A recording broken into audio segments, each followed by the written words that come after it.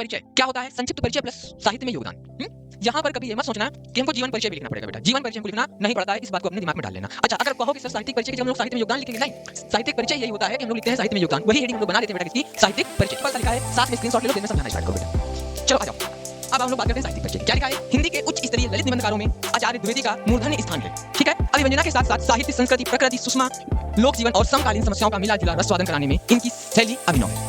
Hello प्यारे बच्चों, क्या हाल चाल है? उम्मीद करता हूँ आप लोग मस्त होंगे और स्वस्थ होंगे। इसके पहले जो हम लोगों ने क्लास की थी बेटा, वासुदेव शरण अग्रवाल के साहित्यिक परिचय की थी। आज हम लोग करेंगे किसकी? आचार्य हजारी प्रसाद द्विवेदी की। जिसने पिछली क्लास को नहीं देखा है, डिस्क्रिप्शन में बेटा लिंक मिल जाएगा, वहां से जाकर आप लोग उसको देख सकते हैं। आज हम लोग दूसरा पढ़ेंगे अपना साहित्यिक परिचय। इसके पहले हमने पहला कंप्लीट कर लिया है। इस क्लास को देख लोगे तो आपके 5 नंबर फिक्स हैं बेटा। यही 3 बोर्ड एग्जाम में आपके 7 सेटों पे आएंगे। आइए बिना किसी देरी के हम लोग अपनी क्लास को कंटिन्यू करते हैं। बच्चे ध्यान से देखना, इन तीनों को नोट कर लो। वासुदेव शरण अग्रवाल, आचार्य हजारी प्रसाद द्विवेदी, हरिशंकर परसाई। यदि इन 3 साहित्यिक परिचयों को आप लोगों ने पढ़ लिया बेटा, तो आपके बोर्ड एग्जाम पे 5 नंबर कंफर्म है, बिल्कुल सॉलिड तरीके से। लिखने का तरीका मैं बता रहा हूँ, ऐसे लिखना है और बिल्कुल सिंपल लैंग्वेज आपको दिखाऊंगा। तो आओ बेटा हम लोग बिना किसी देरी के अपनी क्लास को कंटिन्यू करते हैं। देखो, साहित्यिक परिचय क्या होता है? संक्षिप्त परिचय प्लस साहित्य में योगदान।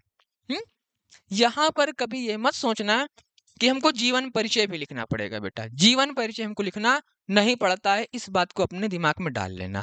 अच्छा, अगर कहो कि सर साहित्यिक परिचय की जगह हम लोग साहित्य में योगदान लिखेंगे, नहीं, साहित्यिक परिचय ही यही होता है कि हम लोग लिखते हैं साहित्य में योगदान। वही हेडिंग हम लोग बना देते हैं बेटा, किसकी? साहित्यिक परिचय की। तो आओ बिना किसी देरी के हम लोग समझते हैं। बेटा देखो, आचार्य हजारी प्रसाद द्विवेदी, पहले आपको लिखना है जन्म। थोड़ा सा देखना इस पे, मैं भी बता दूंगा। कुछ चीजें टाइपिंग मिस्टेक हैं। मिस्टेक क्या है बेटा? ऊपर नीचे है, तो उनको आप लोग समझ लीजिएगा। पहले हम लोग बात करेंगे बेटा जन्म की। जन्म कब का है इनका? सन 1907 ईस्वी। ठीक है ना? देन आएगा हम लोगों का जन्म स्थान। क्या आएगा बेटा? जन्म स्थान बलिया जिले के दुबे का छपरा गांव पे। अब इसके बाद इस मृत्यु का सेक्शन अभी नहीं है। फिर आएगा पिता का नाम अनमोल द्विवेदी, माता का नाम ज्योतिषमती। देन हमारी आएगी बेटा शिक्षा। उन्होंने शिक्षा अपनी कहाँ से कंप्लीट की है? काशी हिंदू विश्वविद्यालय के ज्योतिषाचार्य की उपाधि। ठीक है ना? उसके बाद बेटा शिक्षा के बाद आपका फिर 6 नंबर पे आपकी आएगी मृत्यु का सेक्शन। किसका आएगा बेटा? मृत्यु का सेक्शन आ जाएगा। कब हुई थी? सन 1979 ईस्वी में। कब हजारी प्रसाद द्विवेदी की मृत्यु हुई बेटा? सन 1979 ईस्वी में हुई थी। चलो आगे बढ़ते हैं बेटा। दिन हम लोग बात करेंगे भाषा की। उनकी भाषा कैसी थी? भाषा उनकी थी शुद्ध, परिमार्जित, प्रौढ़ एवं सरल खड़ी बोली। ठीक है ना? सरस कह सकते हैं, सरस खड़ी बोली थी। अच्छा बेटा, इसके बाद आपको लिखना है पुरस्कार। क्या लिखना है बेटा? पुरस्कार। पद्म भूषण से और साहित्य अकादमी उनको पुरस्कार मिला। जो यहाँ पर रचनाओं का सेक्शन है बेटा, रचनाएं यहाँ ना लिख के आपको सबसे लास्ट में लिखनी है। क्या कहा मैंने? रचनाओं को सबसे लास्ट में लिखना है, जब हम लोग साहित्यिक परिचय कंप्लीट कर चुके होंगे। इसका पहले आप लोग स्क्रीनशॉट ले लो विद नंबर से बेटा। ऐसे बोर्ड एग्जाम पे लिख के आओगे, 1 नंबर आपका नहीं कटेगा, इस बात की तो मैं गारंटी देता हूँ। क्या कहा मैंने? 1 नंबर नहीं कटेगा, जैसे मैं बता रहा हूं, केवल आपको वैसे लिख देना है। स्क्रीनशॉट लो बेटा। देन हम लोग आगे बढ़ते हैं। चलो आ जाओ बेटा, अब बात करते हैं साहित्यिक परिचय की। बड़ा सिंपल सा लिखा है, साथ में स्क्रीनशॉट ले लो, दिन में समझाना स्टार्ट करो बेटा। चलो आ जाओ, अब हम लोग बात करते हैं साहित्यिक परिचय की। क्या लिखा है? हिंदी के उच्च स्तरीय ललित निबंधकारों में आचार्य द्विवेदी का मूर्धन्य स्थान है। ठीक है? अभिव्यंजना के साथ साथ साहित्य, संस्कृति, प्रकृति, सुषमा, लोक जीवन और समकालीन समस्याओं का मिला जुला रसवादन कराने में इनकी शैली अभिनव है। इनका उन्मुक्त व्यक्तित्व रह रहकर इनके निबंधों में विनोद की हिलोर उठाता चलता है।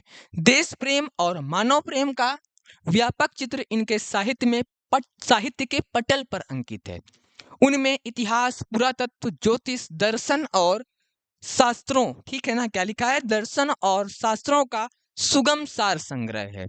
आचार्य द्विवेदी की भाषा में संस्कृत के तत्सम शब्दों के साथ साथ उर्दू, फारसी एवं अंग्रेजी के प्रचलित शब्दों का प्रयोग हुआ है। ठीक है, अब देखो यहाँ पर बेटा यदि चाहें इसको आप भाषा शैली भी बना सकते हैं अलग से, अगर नहीं बनाना कोई दिक्कत नहीं है। ठीक है, नहीं बनाना कोई दिक्कत नहीं है, इसी पे लिख दो। अगर आप चाहें भाषा शैली का अलग से आप बना के एक वो कॉलम उसको भी लिख सकते हैं। क्या लिखा है? इनके शैलियों में विचारात्मक, गवेषणात्मक, व्यंग्यात्मक, सूत्रात्मक, भावात्मक, अलंकारिक, वर्णात्मक आदि के रूप दिखाई पड़ते हैं। इसको आप चाहें तो बेटा मैं यही सजेस्ट करूंगा, जो अपने बोर्ड एग्जाम पे हजारी प्रसाद द्विवेदी का जो साहित्यिक परिचय लिखे, इसको आप लोग अलग से एक हेडिंग में कन्वर्ट कर लीजिएगा मेरे बच्चे। इसका नाम क्या दीजिएगा आप लोग? भाषा शैली। क्या नाम देना है आपको? भाषा शैली। हिंदी पे देखो नंबर ऐसे नहीं मिलते हैं, बहुत आप ज्यादा भी लिखाएंगे नंबर नहीं मिलेगा। कब तक? जब तक बेटा आप उसको एक तरीके से नहीं लिखेंगे। यहां तक बात क्लियर हो गई? इसको आप क्या बनाएंगे, यहां से यहां तक पूरा यह भाषा शैली के उसमें डाल दीजिएगा। उसके बाद बेटा आपको रचनाओं के बारे में लिखना है। किसके बारे में लिखना है बेटा? रचनाओं के बारे में लिखना है। अब आपको क्या करना है? अलग कॉलम बनाना है। किसका? रचनाओं का। जब आप रचनाओं का अलग कॉलम बनाएंगे तब आपको लिखना है प्रमुख रचनाएं करके। वहां पर प्रमुख रचनाएं नहीं डालना है, केवल वहां पर रचनाएं डालना है। और लास्ट में बेटा आपको लिख देना है आदि। क्या लिख देना है मेरे भैया? लास्ट में आपको लिख देना है आदि। अशोक के फूल, कुटज, विचार प्रवाह, विचार और वितर्क, कल्पलता, आलोक पर्व आदि। इतना लिख देना है। ये सेक्शन बेटा सबसे लास्ट में बनेगा, इस बात को ध्यान रखना। और हाँ, जितने बता रहा हूँ, जिस तरीके से बता रहा हूँ बेटा, आप लोग तैयार कर लो। अगर नंबर कटें तब मुझसे आके कहना। अगर आपके नंबर कटें तब आप मुझसे आके कहिएगा भैया जो आपने बताया हमारे नंबर वहां पे कट गए हैं। ठीक है, इसके बाद आप लोग इसका भी स्क्रीनशॉट ले लो।